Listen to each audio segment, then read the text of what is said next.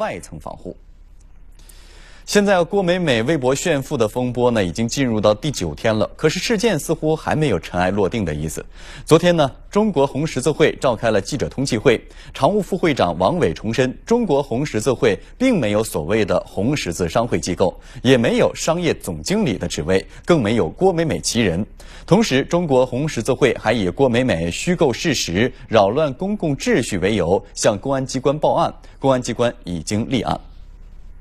到目前为止，我们还没有发现郭美美和中国红十字会或者和中国红十字会的下级分会有任何的联系。副会长郭长江一直处于风口浪尖。最初网友说郭美美是他的女儿，随后被他否认。接着网友又搜出了郭长江的儿子郭子豪，还说郭长江戴的表是世界名表百达翡丽。他没有女儿，他只有一个儿子。而且他的儿子也不是网上热传的那个开着名车的名叫郭子豪的儿子。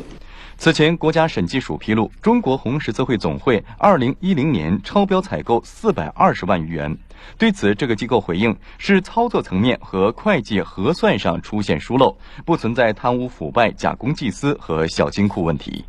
这个420万元的超标采购。